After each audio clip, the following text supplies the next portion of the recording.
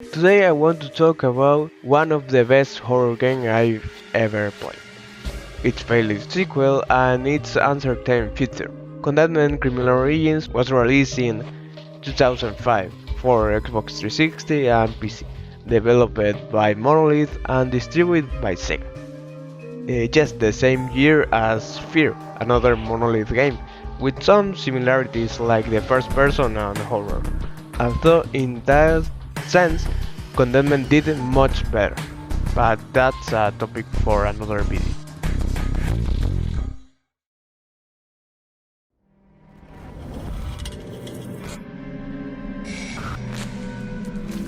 Many of the best stories are related to police investigations.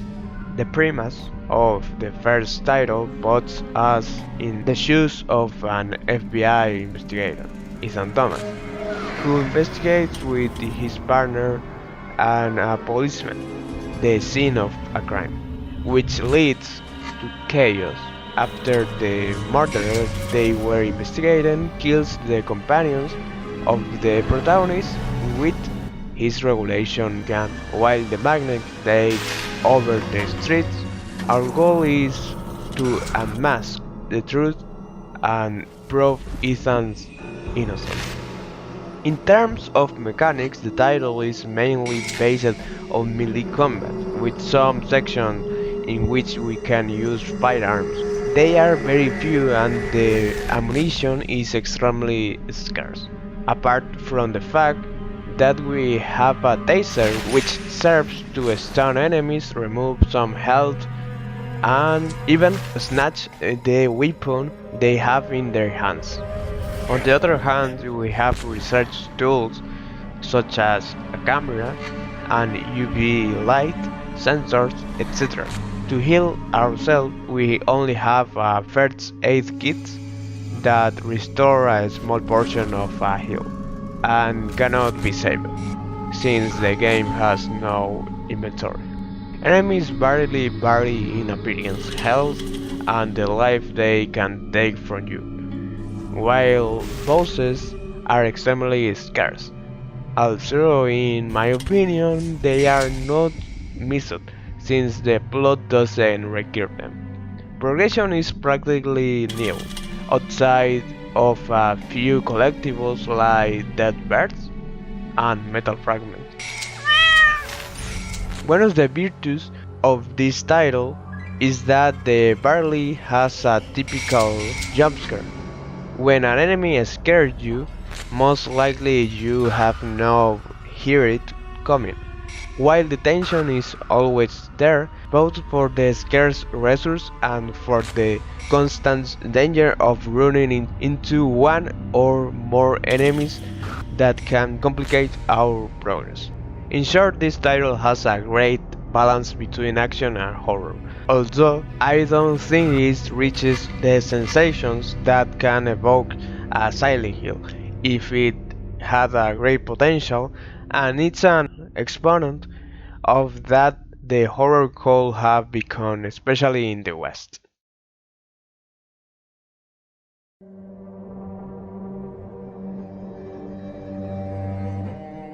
After the success of the first installment, with 2.5 million sales, Sega and Monolith launched a sequel in 2008. You could think that after releasing such a solid first title, the next one could only be better, but the world doesn't work that way. This sequel game focused more on action. Weapons were broken, the taser has limited use, the game screams for you to use firearms. You can hit with your fists. There are sports in combat. I honestly don't know what they were thinking. Everything they did well in the original, they mixed it with a few action games and all in a blender, and that's how it came out. Other than that, we have relatively interesting plot in which they delve into the magnet of the characters and look for answers to what happened at the end of the first title. On the other hand, the design somehow changes the main characters. Ethan was this one in the original, while here he is this one. There is also Rosa, and Rosa or the assassin of the first game and the same dude in this one. As for collectibles, we have television and radio reports, in addition to some optional objectives such as destroy inhibitors, meth labs, conduct research, among others, while research tools decrease in number as well as in use. We have situations where we can decide both dialogues and verdicts, and as a result of doing better or worse, we will get a grade. All this is necessary to obtain bronze, silver, or gold plates at the end of the missions, along with some upgrades such as an American fist or a holster, etc. Another big flaw of this game is that it only came out for 360 and PS3, but there is no PC version, so currently there is no easy way to enjoy it. Only with an old console or an emulator along with a PC that supports it, you can play it. It is that on Xbox you can play the original by backward compatibility, but no on the second one. Not only you can buy it in the store, but it is useless to put the disc in the console, it will never read it. It really has good ideas. Facing a beer in a hut, extracting bombs from the same hut, throwing them out of the windows, but then in the same hut generic soldiers appears and shoot at you, and it's true that you could aim to defeat them with melee weapons, but as I mentioned before, they cry out for you to use firearms. I'm going to give an example of a scene in which they do it very well at the beginning, but then everything goes down the drain. Rosa does CAT scans on Ethan in the research center, where you feel safe and you know there will be no enemies. But when the exam begins, Rosa doesn't respond and Ethan gets up. When exploring, there is no one and the whole environment feels heavy.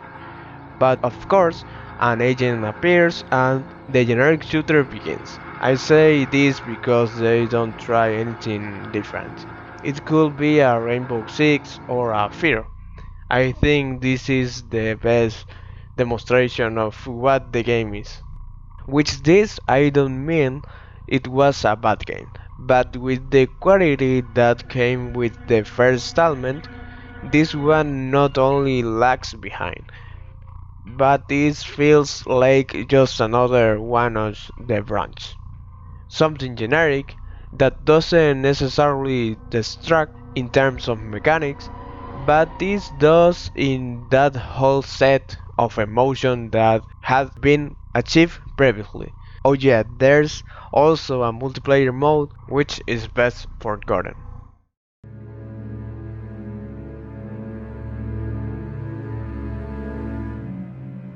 The second installment sold around 1 million copies.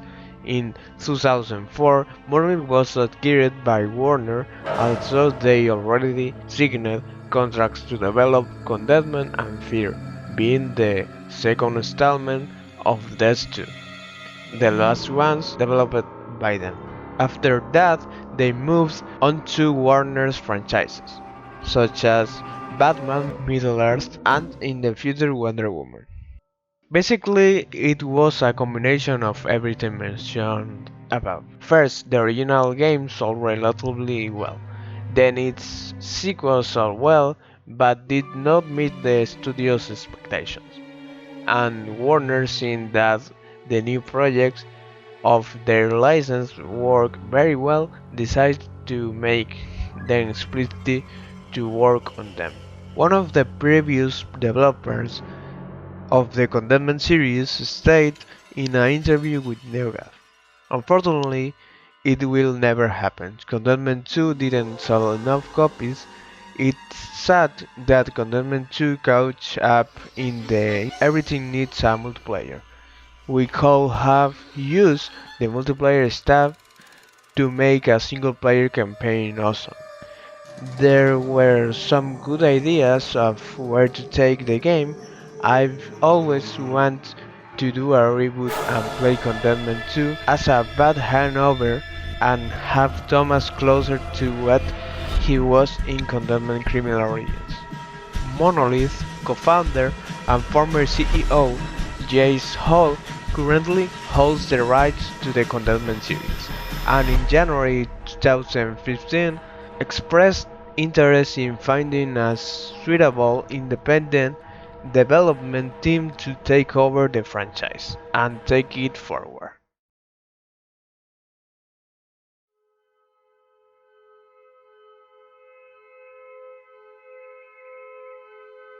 In my opinion, Contentment did a lot for Western horror. Although it's true that not many horror games come out lately that express so much. For example, in 2016, when the seventh installment of my favorite game saga, Resident Evil, was announced, and that this one was going back to horror, a lot of people started comparing it to PT, Silent Hills, and Outlast. Although it really has a great inspiration in the West. Besides the Texas Chainsaw Massacre, there was a dirty aura where the gore was predominant. The protagonist lost some part of his body. They literally did not care what was seen as long as it was repulsive. And that's where I saw that touch and those similarities. With that in its day was one of the best horror titles. There was Condemned. Well, I wanted to talk about this saga and why this doesn't exist anymore. The truth is that I could love it to come back or at least to be able to play the second installment in conditions. Maybe I'll get lucky and a few days after posting the video, something related to the franchise will be announced. Okay, I think that's all for today. Thank you very much for watching. See ya.